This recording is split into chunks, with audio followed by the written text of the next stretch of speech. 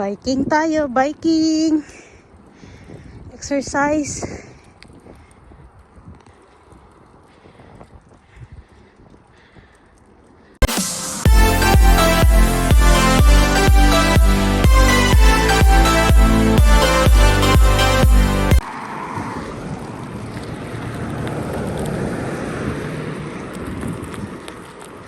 Malamig guys, malamig.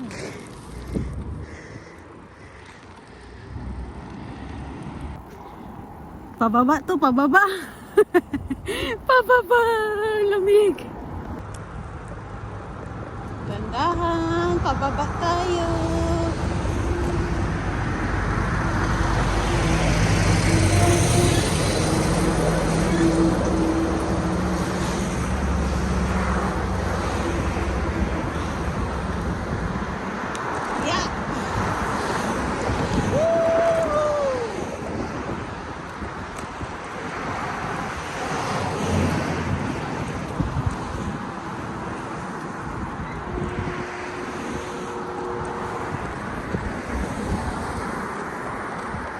Kahit hindi ka na sumikat, nag-ano siya.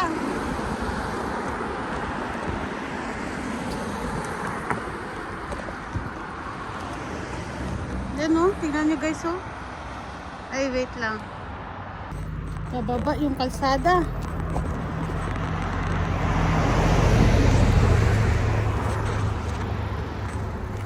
Kailangan dandahan ng takbo. Kasi yung kalsada pababa.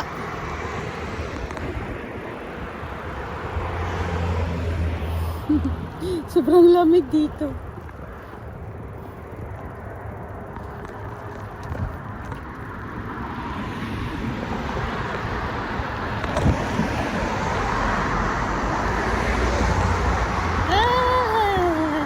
Parang alon yung kalsada.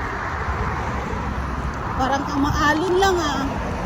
Alam mo yung luba, alon, nag-wave-wave yung kalsada.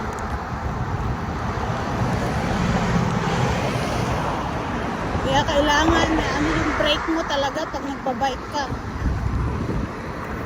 Kasi ito, to guys, mountain. Bundok siya.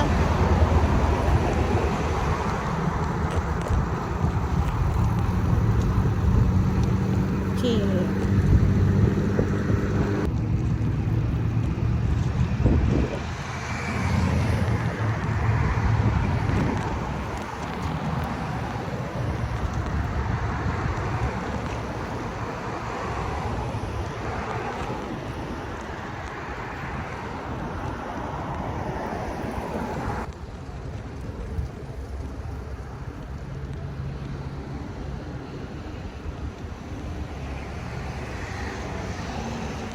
Bumibilog na tayo dito.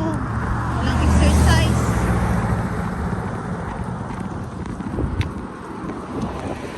Yan, dandahan lang.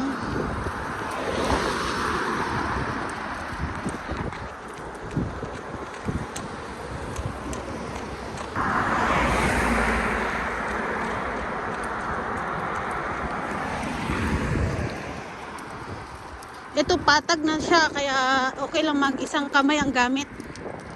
Pero pag pababa, naku, dalawang kamay ang kailangan. Yan o.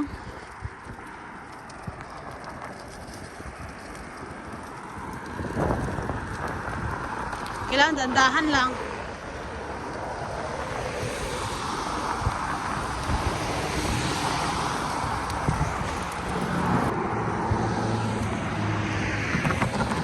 Mga bahay oh.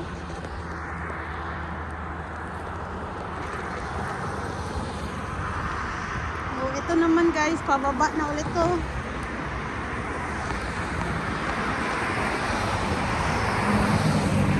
Maganda yung pababa kasi hindi ka na magsikad, pabalik naman ang hirap. Ang ganda ng mga bahay.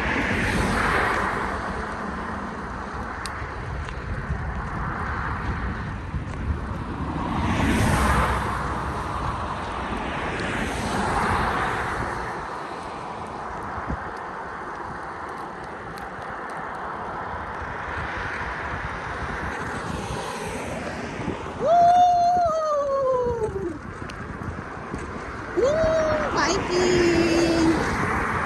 sabi dito, your speed is slow. Slow your speed, 75. Slow down. Kailangan dandahan sa mga nagtatakbo ng sasakyan. Yan. Speed, kailangan yung speed mo, dandahan kasi paliko.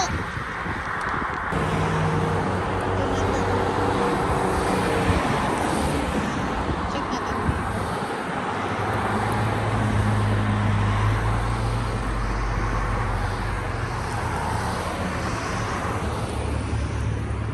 Kailangan slow down.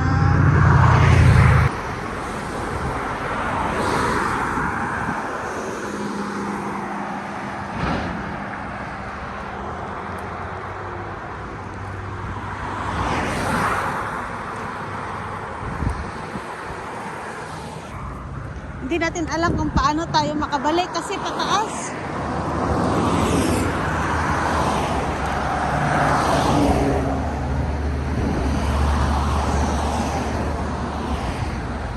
Yan, pataas yung kalsada.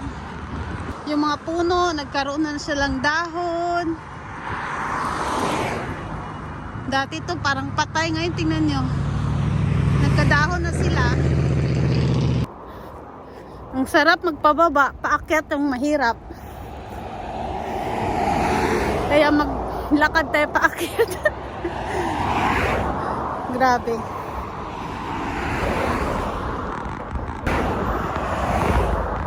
May bilog na tayo eh. Kailangan na natin mag-exercise. So yung kalsada pababa. Oh my God. Nahingal na kaagad ako.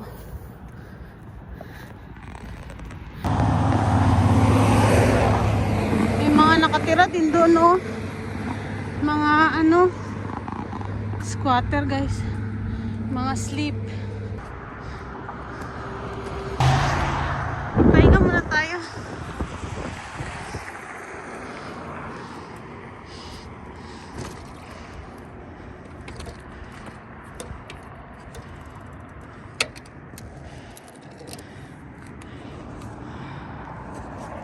Tingnan nyo yung kalsada, pababa.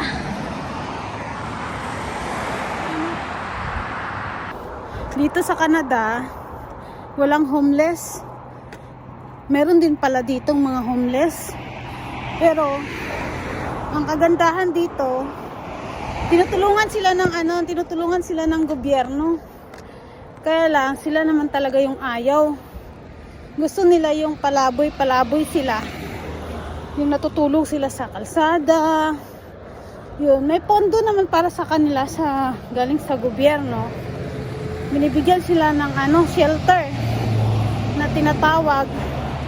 Pero sila naman tong ayaw. Kaya natutulog sila guys sa mga baba ng puno. Ganyan. May mga lugar sila na may mga lugar na pwede nilang tulugan. Bawal silang matulog sa mga bus stop, ganyan. Bawal. Mostly yung mga homeless dito, ayaw naman nilang umuwi din sa kanilang mga bansa. Yung iba, mga nawala ng trabaho. Yung iba, early learning, school pala to dito. Early learning center to. May school pala dyan. Tapos yung iba, inaano sila ng gobyerno na kung uuwi sila sa kanila, ayaw naman nilang umuwi sa bansa nila. So, nung nandun ako sa Dubai, hindi ako naniniwala na merong homeless dito. Kasi maganda yung nila. Wag narinig mo Canada. Maganda talaga. Pero pag dito, maganda talaga dito. Kasi sagot ng gobyerno lahat. Maraming benefits dito sa Canada.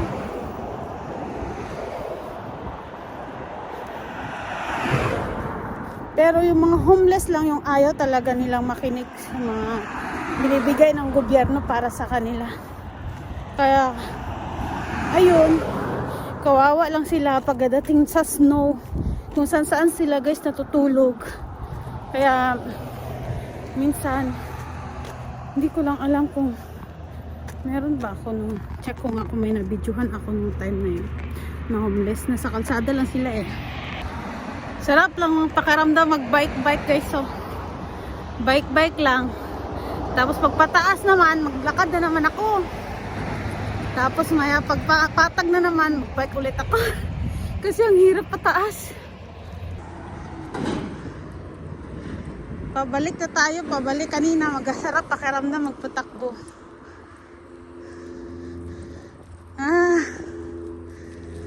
Hindi ko kaya guys, maghinto tayo dito.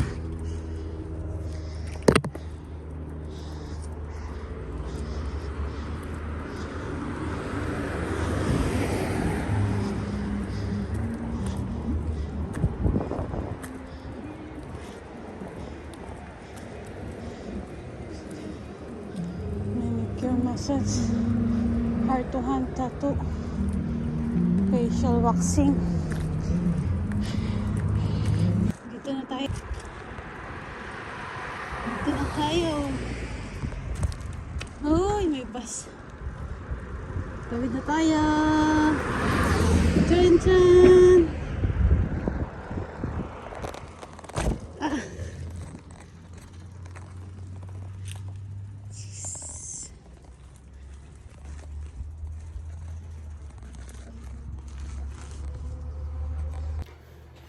Hi guys! Ayun na nga, tapos na ako mag-biking, tsaka nakaligo na rin ako. Ngayon si Ate Linda nagluto, kaya ito, lunchtime. Adobong chicken. Parang, ano yung si Ate Linda, parang Koreana. Ay, Japanese ba? Yung mga luto niya yan, no? Tsaka vegetable. Munggo.